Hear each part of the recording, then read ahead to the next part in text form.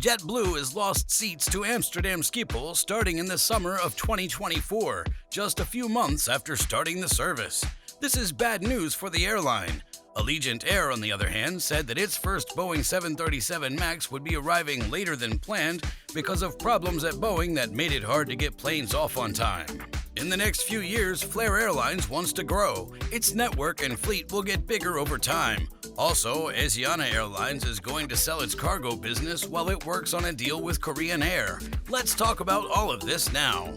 Amsterdam Schiphol Airport is limiting the number of flights that JetBlue can make, and it's bad news.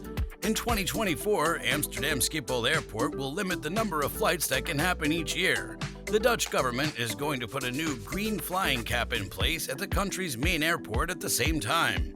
Because of this, starting in the summer of 2024, Schiphol Airport will only be able to handle 452,500 flights per year, down from the current ceiling of 500,000 flights per year. Most people don't agree with the reason for this change. You may agree that we need to work toward climate goals, but it seems like a better idea to reward the use of more fuel-efficient planes than to put a cap on all flights without taking other things into account. As you might guess, airlines will have to cut back on service since the number of planes at each airport this year is going down. Thanks to Airport Coordination Netherlands, ACNL, which is in charge of giving out airport spots, we now have a better idea of what that will look like. By the summer of 2024, the following rules are likely to be in place. 24 planes, including JetBlue, that have never had rights or slots at the airport will not be able to take off or land. As part of the first round of capacity cuts, airlines that have had rights and spots at the airport in the past will have to cut their traffic by 3.1%. In the summer of 2023, JetBlue started flying from Boston and New York to Amsterdam. The airline was able to get space from the government, and now it offers this service all year. On the other hand, JetBlue will soon have to cancel trips. JetBlue will not be able to run its trips to Amsterdam Schiphol Airport. Because of this, JetBlue wants the Dutch flag carrier KLM to be banned from New York JFK Airport by the Department of Transportation. As per the airline's statement, if the Dutch government is allowed to effectively expel new entrant JetBlue from AMS without facing any consequential and proportional countermeasures from the department, other governments may decide to follow suit. JetBlue is using every possible reason to keep its slots, but the airline is still not getting anywhere. Because KLM is a privately owned airline, these slot cutbacks have hurt them the most.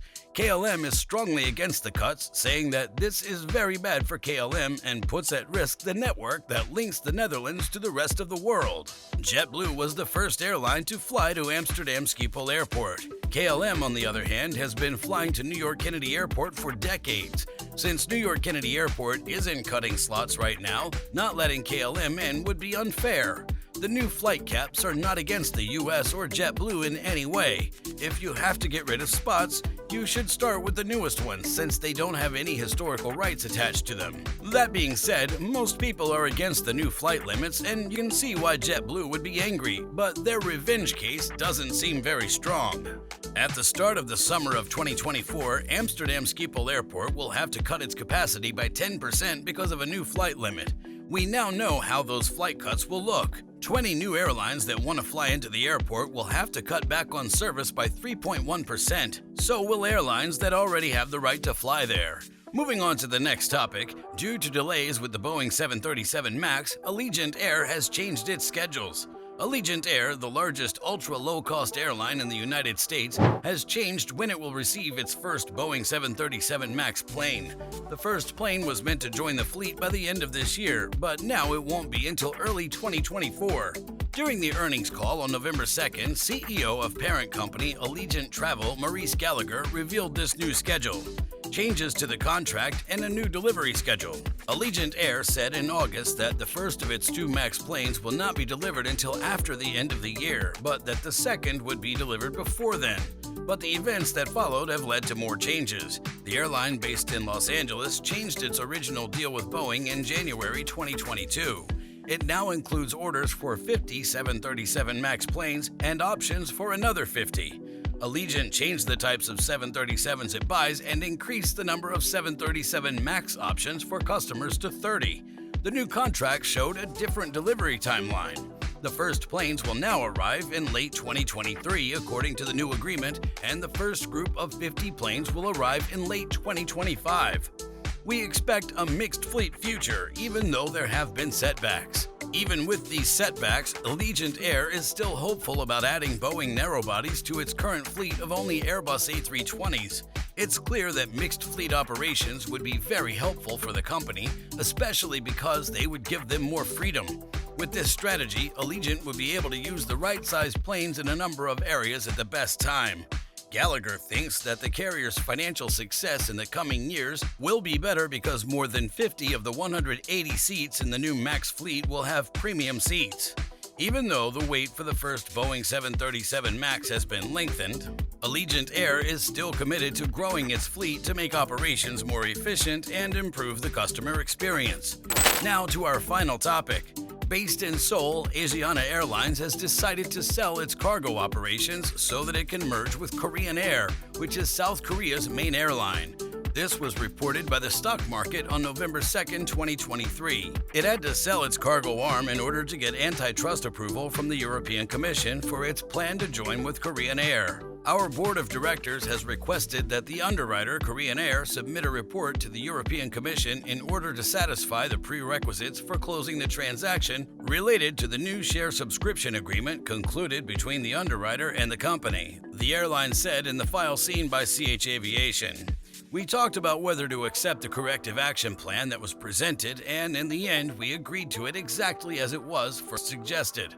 In May 2023, the European Commission put out a list of reasons why they didn't agree with Korean Air's plan to buy Asiana. Some people in the Commission are worried that the merger will make it harder for companies to offer cargo transfer services between Europe and South Korea. It's now expected that the European Union will agree to the sale of the freight business. The Commission found that this mixture may reduce the competition in the provision of passenger transport services on 4 routes between South Korea and France, Germany, Italy, and Spain.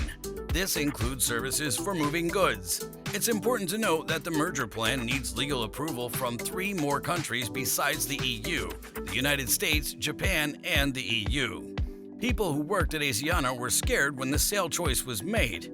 Cargo workers at Asiana Airlines are worried about their jobs now that the company sold its cargo business to help Korean Air buy the second largest airline in the country. Yonhap, a South Korean news service, says that Asiana's labor union has started a protest against the planned merger between Korean Air and Asiana in late October 2023. When Asiana and Korean Air merged, the workers' union said at a press conference at the government complex in downtown Seoul that it does not serve the nation's interests or the advancement of the aviation industry.